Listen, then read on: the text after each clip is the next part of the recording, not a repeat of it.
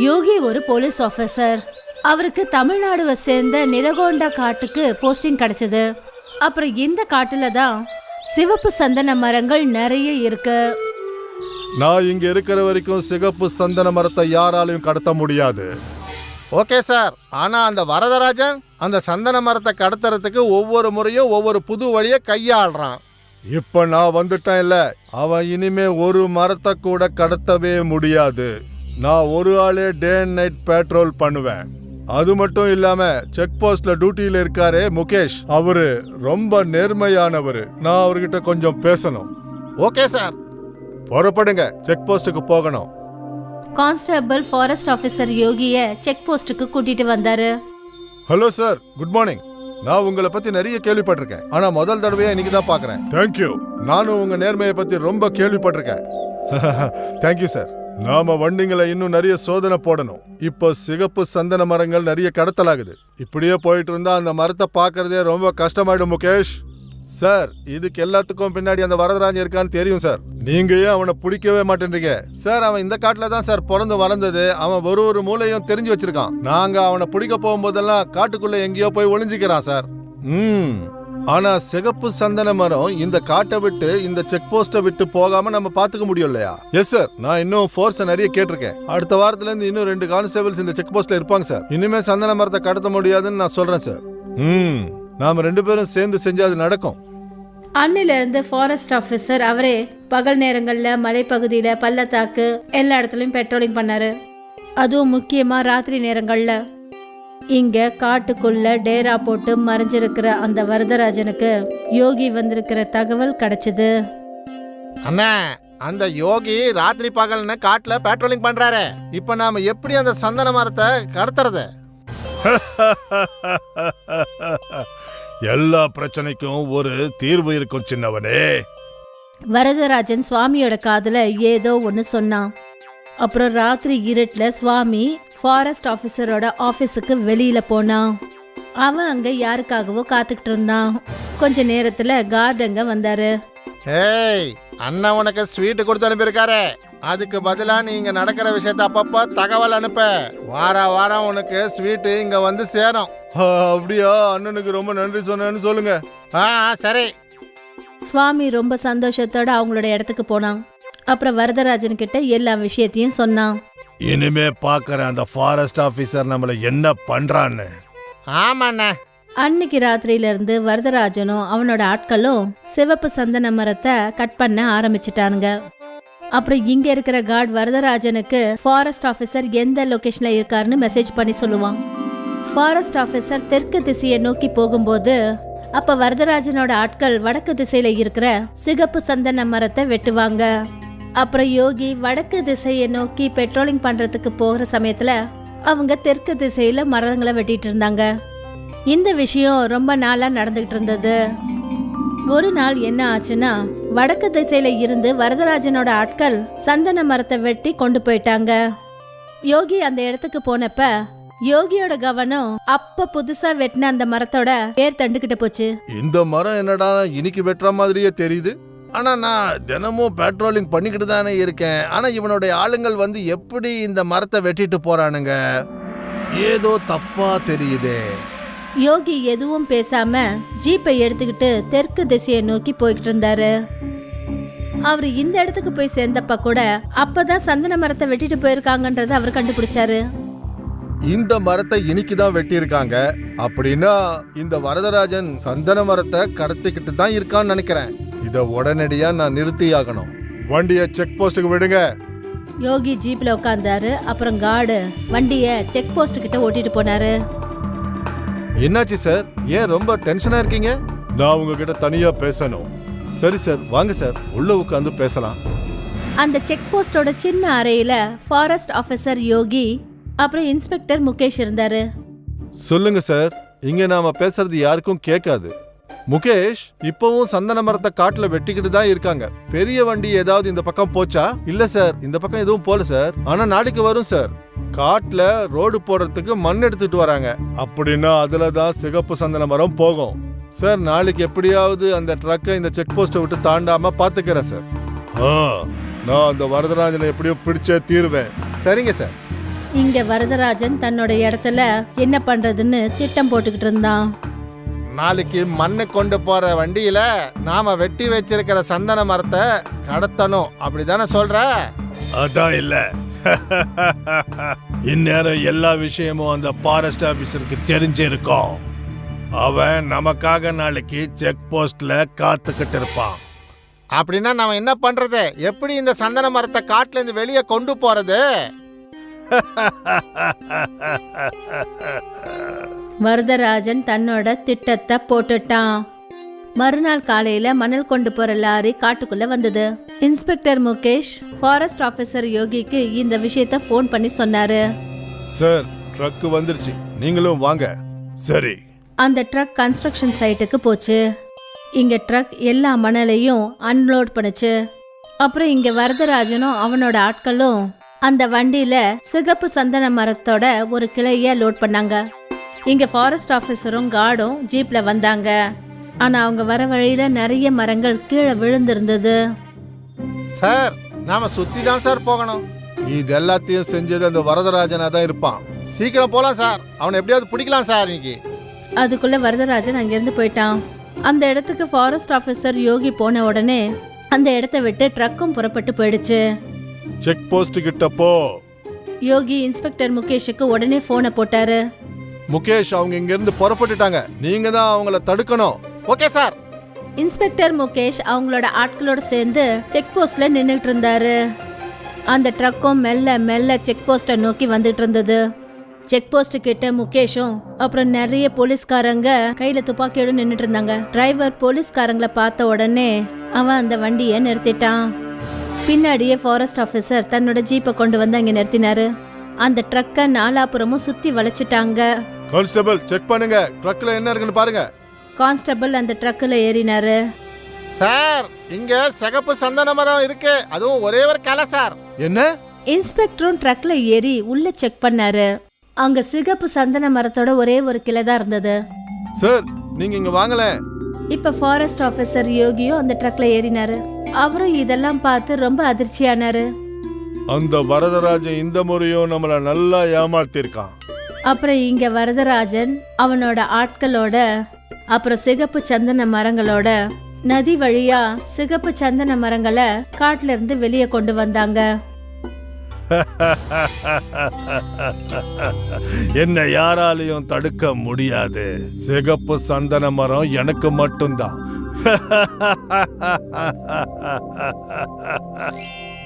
சுனில், ஆசிப் 2 பேரும் நண்பர்கள். 2 பேரும் ஒரே கிராமத்துல தான் இருக்காங்க. 2 பேரும் ஒன்னா மூங்கில் வெட்ட போவாங்க. நாம இப்ப காட்டுல இருக்கிற அடர்ந்த பகுதிக்கு போக போறோம். அங்க பெரிய மூங்கில் காடு இருக்குதுன்னு சொல்றாங்க.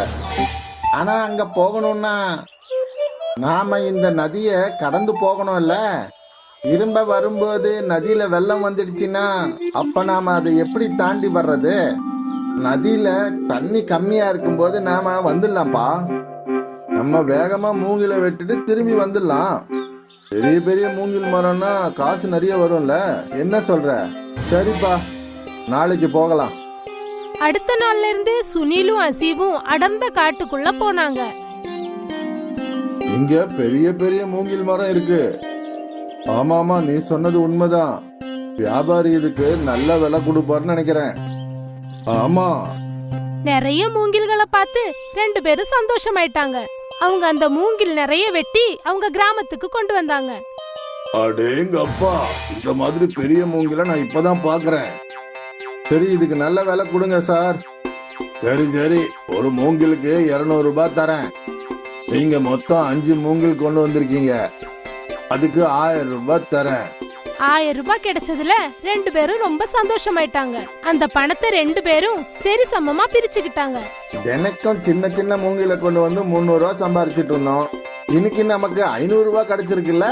அதனால இனிமே நாம காட்டுல இருக்கிற அடர்ந்த பகுதிக்கு தான் போகணும். ஆமா ஆமா. அன்னையில இருந்து அவங்க 2 பேரும் நதிய கடந்து மூங்கில் வெட்டுறதுக்காக போவாங்க. அப்புறம் வியாபாரியும் அவங்களுக்கு நல்ல பணம் கொடுத்தாரு. ஒரு நாள் காலையில 2 பேரும் மரம் வெட்டுறதுக்காக கிளம்புனாங்க. அண்ணா, அம்மா என்ன சொன்னாங்கன்னா பஜார்ல போயிட்டு மசாலா வாங்கிட்டு வர சொன்னாங்க. எனக்கு பன்னீர் வாங்கலாம்னு நினைக்கிறேன். சரி வா, நம்ம பஜாருக்கு போகலாம். அப்புறம் அங்கிருந்து நதியை தாண்டி காட்டுக்குள்ள போகலாம். ஒரே வாட்டி நமக்கு 2 வேலையும் முடிஞ்சிடும். 2 பேரும் மார்க்கெட்டுக்கு போய் அவங்களுக்கு என்னெல்லாம் பொருட்கள் தேவை இருந்ததோ எல்லாத்தையும் வாங்கினாங்க. பாத்தியா, எனக்கு ரொம்ப நல்ல பன்னீர் கிடைச்சிருக்கு. இன்னைக்கு ராத்திரி நல்லா சாப்பிட வேண்டியதுதான். நானும் சாப்பிட போறேன். வாப்பா, நீ வர வேணானாலும் வருவல்ல. சரி, நாம இப்ப நதியை தாண்டி போகணும். மூங்கில வெட்டிட்டு நாம விக்கணும் இல்ல? ஆமா ஆமா. அப்புறம் அவங்க 2 பேரும் காட்டுக்குள்ள போறதுக்கு கிளம்பிட்டாங்க.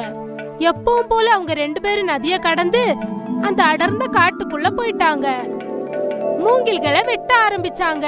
திடீர்னு மழை பெய்ய ஆரம்பிச்சது.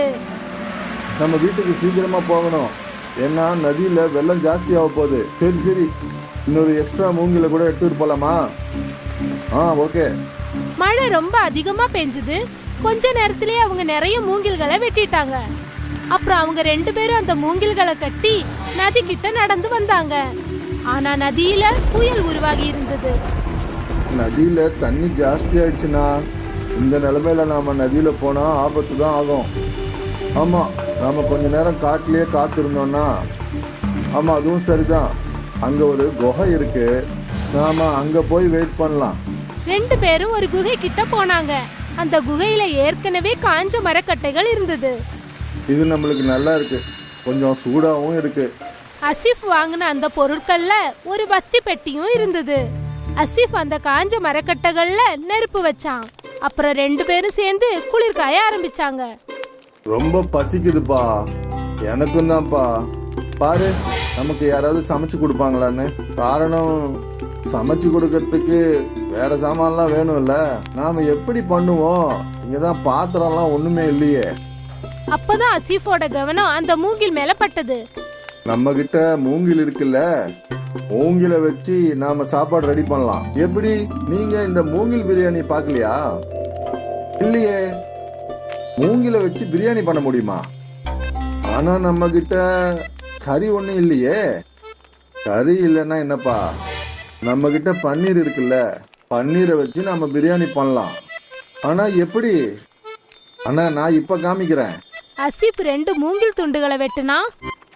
அவன்கிட்ட இருந்த அரிசியை நல்லா கழுகி எடுத்துக்கிட்டான். மூங்கில்ல அரிசி, மசாலா, தண்ணி, உப்பு, அப்புறம் பன்னீரும் சேர்த்துக்கிட்டான். அந்த பாம்புவோட இன்னொரு பக்கத்தை அவன் இலைகளை வச்சு மறைச்சு நல்லா டைட்டா மூடி வச்சான். அப்புறம் அது எல்லாத்தையும் நல்லா கலந்து எரிஞ்சுக்கிட்டு இருக்கிற நெருப்பு மேல அவன் அதை வச்சான். இப்ப 15 நிமிஷத்துல நமக்கு பாம்பு பிரியாணி ரெடி ஆயிடும். பார்க்கலாம். அந்த பாம்பு நெருப்புல நல்லா எரிய ஆரம்பிச்சது. அந்த பாம்பு நல்லா எரிஞ்சு முடிஞ்சதுக்கு அப்புறமா நல்ல நறுமணம் அந்த குகை முழுவதும் வீச ஆரம்பிச்சது. பாம்பு பிரியாணி ரெடி ஆயிடுச்சுன்னு நினைக்கிறேன்னு. அசீஃப் அந்த பாம்புவை வெளியே எடுத்தான். அப்புறம் அதை 2 இலைகள் மேல வச்சான். அந்த பாம்பு கொஞ்சம் ஆறுனதுக்கு அப்புறமா அதுல இருந்த பிரியாணி அவன் இலைகள்ல பரிமாறினான். பாக்குறதுக்கு ரொம்ப நல்லா இருக்குப்பா. அதெல்லாம் சரிப்பா, எனக்கு ரொம்ப பசிக்குது. வா, அதை சாப்பிடலாம். 2 பேரும் அந்த பிரியாணியை சாப்பிட்டு பார்த்து அவங்க மெய் மறந்து போயிட்டாங்க. அப்புறம் அவங்க 2 பேரும் சந்தோஷமா அந்த பாம்பு பிரியாணியை சாப்பிட்டாங்க. தம்பி, நீ இவ்வளோ எக்ஸ்பர்ட்டா இருக்கிற பாம்பு பிரியாணி பண்றதுல நான் என்ன சொல்றது உனக்கு? ரொம்ப நன்றிண்ணா. நீ பிரியாணியை ரெடி பண்ணி விற்கலான்னு நினைக்கிறேன்ப்பா. நாம கஷ்டப்பட்டு வேலை செய்யறோம். நாம இந்த மாதிரி பாம்பு பிரியாணி தயார் பண்ணி காசு சம்பாதிக்கலாம்ல. உண்மையா சொல்ற? ஆமா, உனக்கு ஓகேன்னா நம்ம 2 பேரும் சேர்ந்து தாபாவை ஸ்டார்ட் பண்ணலாம். அப்படியே பண்ணலாம். மழை குறைஞ்ச உடனே நதியில தண்ணியும் குறைஞ்சு போயிடுச்சு. அப்புறம் 2 நண்பர்களும் எல்லா மூங்கில்களையும் எடுத்துக்கிட்டு அவங்க வீட்டுக்கு போயிட்டாங்க. ஆனா அன்னைக்கு அவங்க அந்த மூங்கில விக்கல. அடுத்த நாள் அசீஃபும் சுனிலும் கிராமத்தோட நடுவுல அவங்களோட கடைய ஓபன் பண்ணாங்க. கிராமத்து ஜனங்க ஆச்சரியமா பார்த்தாங்க. இவங்க 2 பேரும் சேர்ந்து மூங்கில் வச்சு என்ன பண்றாங்கன்னு. தம்பி, இது என்னப்பா? இது பாம்பு பிரியாணி, பன்னீர் வச்சு செய்யறது. பாம்பு பிரியாணியா? எனக்கு ஒரு பிளேட் தா தம்பி. கிராமத்து ஆளுங்க முதல் தடவையா அந்த பம்பு பிரியாணிய சாப்பிடுறாங்க. ஆசிப் பாய், பிரியாணி சூப்பரா இருக்குதுப்பா. இந்த மாதிரி பிரியாணிய நான் இது வரைக்கும் என் வாழ்க்கையில சாப்பிட்டதே இல்ல. சூப்பர்பா. அசீபோடையும் சுனிலோடையும் அந்த பம்பு பிரியாணி கிராமம் மொத்தம் ஃபேமஸ் ஆயிடுச்சு. கஸ்டமர்ஸ் லைன்ல நின்னு அந்த பம்பு பிரியாணி சாப்பிடறதுக்காக வந்தாங்க. அசீப் சுனிலோட வருமானம் பல மடங்கு அதிகமாச்சு. அப்புறம் என்ன, சுனிலும் அசீபும் மூங்கில்களை வெட்டுறதை விட்டுட்டு பம்பு பிரியாணி செய்ய ஆரம்பிச்சாங்க. அவங்க 2 பேரும் ராத்திரி பகல் பார்க்காம கஷ்டப்பட்டு வேலை செஞ்சாங்க. வெளியூர்ல இருந்தெல்லாம் இத கேள்விப்பட்டு கஸ்டமர்ஸ் அவங்க கடைக்கு வந்தாங்க. அப்புறம் கொஞ்ச நாள்லயே அவங்களோட அந்த பெட்டி கடை ஒரு பெரிய ரெஸ்டாரண்டா மாறிடுச்சு. அவங்க 2 பேரும் பணக்காரங்களாயிட்டாங்க. நான் யோசிக்கவே இல்லப்பா இந்த மாதிரி நமக்கு நடக்கும்னு. நானும் யோசிக்கவே இல்லைண்ணே. அன்னைக்கு வந்த மழையினாலதான் நம்ம வாழ்க்கையே மாறி போயிடுச்சு. ஆமா, அன்னைக்கு மழை வரலன்னா நாம அங்க இருந்திருக்க மாட்டோம். பேம்பு பிரியாணிய நாம அங்க சமைச்சிருக்க மாட்டோம். சரிதானே? இதெல்லாம் முன்னாடியே எழுதி வச்சதுதான் தம்பி. கடவுள் எல்லாருக்கும் முன்னாடியே தலையெழுத்தை எழுதி வச்சிருவாரு. நம்ம கையில ஒண்ணுமே இல்லப்பா, எல்லாமே அவரு செஞ்சதுதான்ப்பா. இதெல்லாம் சரியா சொன்ன. பம்பு பிரியாணி அசீஃபோடையும் சுனிலோடையும் வாழ்க்கையே மாத்திடுச்சு. அவங்க 2 பேருக்கும் வாழ்க்கையோட பெரிய விஷயம் புரிஞ்சிடுச்சு. கஷ்டத்துல இருந்துதான் நமக்கு ஒரு புது வழி பிறக்கும்னு. அப்புறம் யாருக்கு தெரியும் எப்ப யாரோட தலையெழுத்து மாறும்னு. தேவ்கட் என்கிற ஊர்ல ஒரு சேட் இருந்தாரு. அவருக்கு நிறைய நிலங்கள் இருந்தது. அங்க நிறைய பேர் கூலிகள் வேலை செஞ்சுக்கிட்டு இருந்தாங்க. சேட்டுக்கு உலகத்திலேயே அவங்க அம்மான்னா தான் ரொம்ப இஷ்டம். சேட்டுடைய அம்மா தான தர்மங்கள் செஞ்சுக்கிட்டே இருப்பாங்க.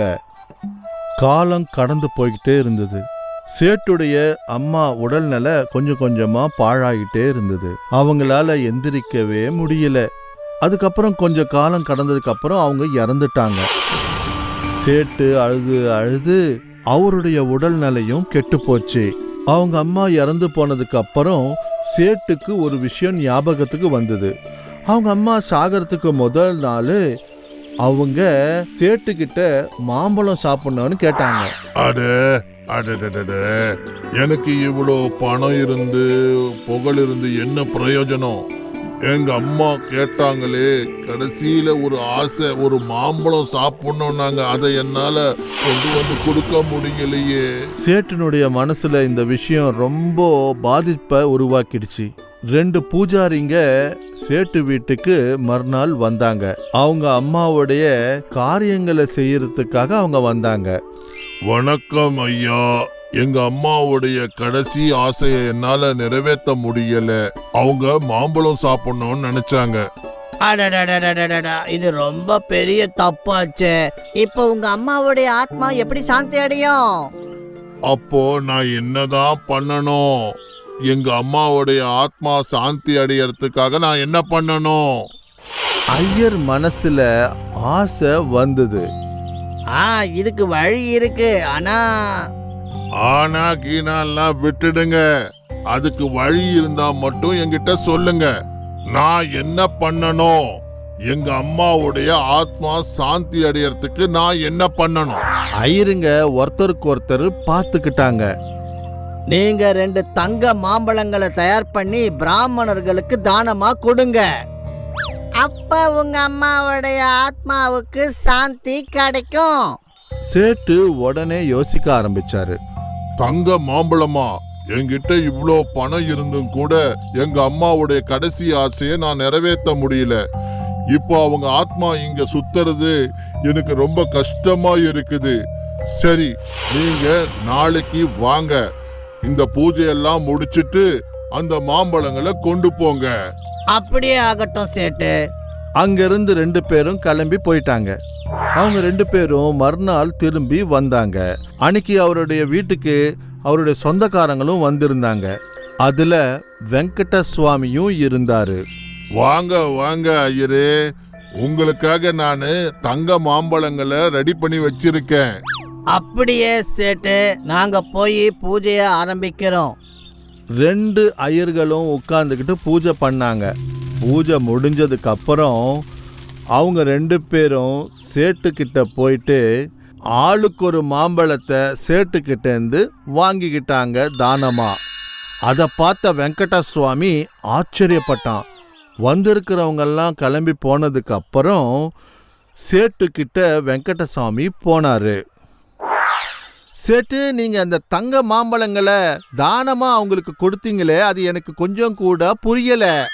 எங்க அம்மா கடைசி ஆசையா மாம்பழம் சாப்பிடணும்னு கேட்டாங்க. அதை என்னால நிறைவேற்ற முடியல. அவங்க ஆத்மா சாந்தி அடையறதுக்காக இந்த ஐயரு என்ன சொன்னாங்கன்னா 2 தங்க மாம்பழங்களை தானமா கொடுக்க சொல்லி ஒரு யோசனையா சொன்னாங்க. வெங்கடசுவாமி அந்த ஐயர் 2 பேரும் செஞ்ச மோசத்தை தெரிஞ்சுக்கிட்டாரு. அவங்க 2 பேருக்கும் எப்படியாவது பாடம் கற்பிக்கணும்னு மறுநாள் வெங்கடசுவாமி அந்த 2 பேரையும் அவர் வீட்டுக்கு கூப்பிட்டாரு.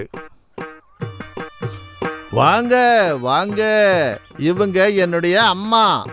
இவங்க 6 மாசத்துக்கு முன்னாடி இறந்துட்டாங்க. ஆனா அவங்களுடைய கடைசி ஆசை நிறைவேறாமலே இறந்து போயிட்டாங்க. என்ன அந்த ஆசை? முதல்ல நீங்க எனக்கு ஒரு விஷயத்த சொல்லுங்க. அந்த சேட்டு அவங்க அம்மாவுக்கு மாம்பழம் சாப்பிடணுன்ற கடைசி ஆசை நிறைவேறாம போனதுனால தங்க மாம்பழத்தை தானமா கொடுக்க சொல்லி நீங்க அவர்கிட்ட இந்த தங்க மாம்பழம் வாங்கிட்டு போனீங்கல்ல, அப்போ அவங்களுக்கு ஆத்மா சாந்தி அடைஞ்சுதா இல்லையா, அதை சொல்லுங்க. அதே மாதிரி எங்க அம்மாவுக்கு சாந்தி கிடைக்குமா இல்லையா? கண்டிப்பா.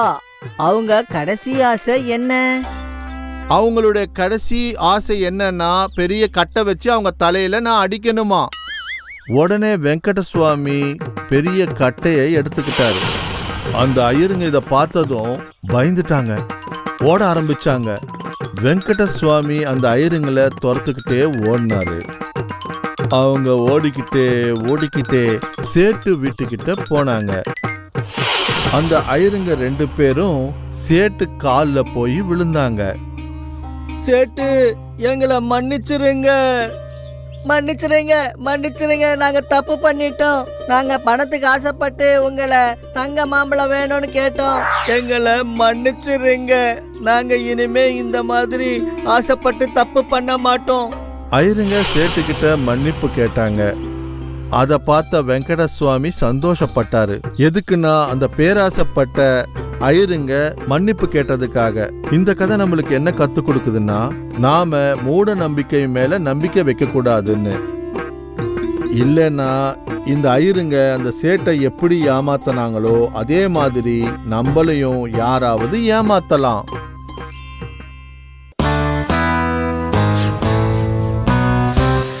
சில்லு அவங்க வீட்டுல இருக்கிற மாமரத்துல ஏறி மாங்காய்களை பறிச்சுட்டு இருந்தான்.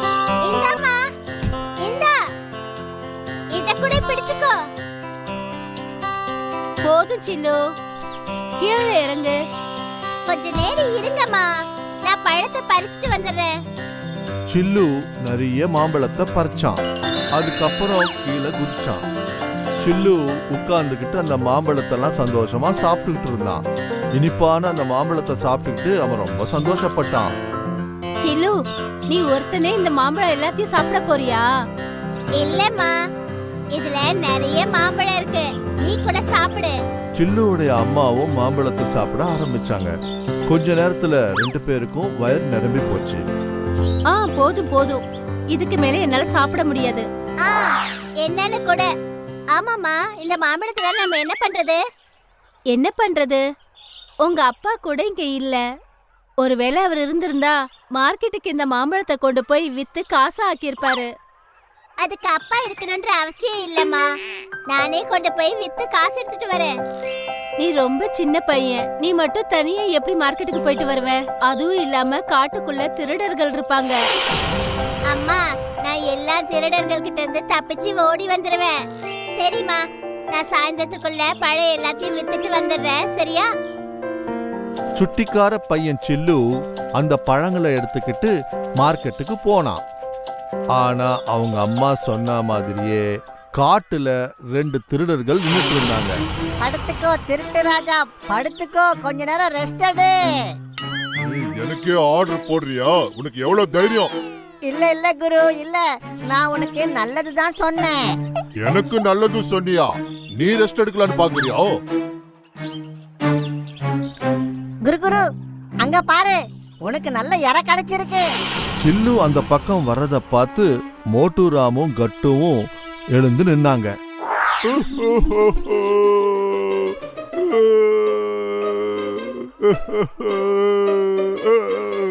கடவுளே,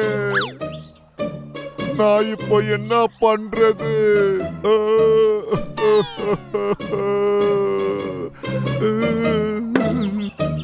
என்னுடைய பொண்டாட்டியும் பிள்ளைங்களும் ஒரு வாரமா எதுவும் சாப்பிடாம பசியோட இருக்கிறாங்க.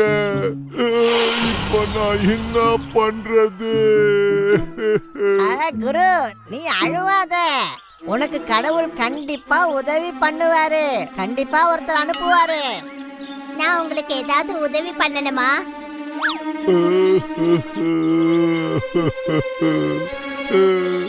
நீ எங்களுக்கு கொஞ்சம் மாம்பழத்தை கொடுப்பியா? சாப்பிடுறதுக்கு கொடுப்பியா? சில்லு ரொம்ப புத்திசாலி, நல்லா யோசிக்க ஆரம்பிச்சான். அங்கிள், நான் உங்களுக்கு ஒரு பெரிய உதவி பண்ணலான்னு நினைக்கிறேன். நான் உங்களுக்கு உண்மையான தங்க நாணயம் கொடுக்கலான்னு ஆசைப்படுறேன். ஆ, உண்மையிலேயே உன்கிட்ட தங்க நாணயங்கள் இருக்கா? இல்ல இல்ல, நான் உங்களுக்கு தங்க நாணயங்களை வாங்கி கொடுக்கறேன். அது எப்படி? நான் இந்த பழங்களை மார்க்கெட்டுக்கு கொண்டு போக போறேன். அங்க இதை வித்தா தங்க நாணயங்கள் எனக்கு கொடுப்பாங்க. அத நான் உங்களுக்கு கொடுத்துருவேன். மாம்பழங்களுக்கு பதிலா உனக்கு யாரு தங்க நாணயங்களை கொடுப்பாங்க? வாங்க, நான் உங்களுக்கு சொல்றேன். ஆனா நீங்க இந்த மாம்பழ கூடைய தலையில வச்சுக்கிட்டு என் கூட மார்க்கெட் வரைக்கும் வரணும். என்ன, நான் சின்ன பையன் இல்ல, இவ்ளோ பெரிய சுமைய என்னால சுமக்க முடியாதுல்ல. இந்த கொடையை நீங்க கொண்டு வந்தீங்கன்னா அந்த தங்க நாணயங்கள் உங்களுக்கு தான். ஏய் கட்டு, அந்த கூடைய நீ தூக்க. என்ன குரு, நான் ஏன் இந்த கூடையை தூக்கணும்? தங்க நாணயங்கள் உங்களுக்கு தான் கிடைக்க போகுது. நீ எனக்கே பதில் சொல்றியா? உனக்கு எவ்வளவு தைரியம்? விட்டுடுங்க குரு, விட்டுடுங்க குரு, நான் தூக்குறேன். கட்டு கூடைய தூக்கிட்டு நடந்தான். அவங்க 3 பேரும் மார்க்கெட் பக்கமா போனாங்க. மார்க்கெட்டுக்கு போனதும் 3 பேரும் ஒரு இடத்துல உட்கார்ந்துகிட்டாங்க. மாம்பழம், மாம்பழம், தங்க மாம்பழம், தங்க மாம்பழம், வாங்கம்மா வாங்க. இதுக்கு நீங்க எவ்வளவு விலை கொடுத்தாலும் அது ரொம்ப கம்மி தான். தங்க மாம்பழம், தங்க மாம்பழம், மாம்பழம் வாங்கிக்கோங்க. சில்லு சத்தத்தை கேட்ட ஒரு ஐயரு, வாங்க வாங்க ஐயரே, இந்த அதிசய மாம்பழத்தை வாங்கிக்கோங்க. அப்படி என்னதான் அதிசயம் இந்த மாம்பழத்துல இருக்கு? இது சாதாரண மாம்பழம் தானே. நீ இதை எல்லாத்தையும் எனக்கு தானமா கொடுக்கணும். ஐயா, இத நான் உங்களுக்கு தானமா கொடுக்கறதா இருந்திருந்தா கண்டிப்பா தானம் கொடுத்திருந்திருப்பேன். ஆனா இந்த அதிசய மாம்பழத்துல ஒரு ரகசியம் இருக்கு. இந்த மாம்பழ மரம் ஒரே நாள்ல பெருசாயிடுச்சு. அது மட்டும் இல்லாம இந்த மாம்பழம் எல்லாம் அந்த மரத்துல தான் காய்ச்சுது. உங்களுக்கு இன்னொரு விஷயம் தெரியுமா?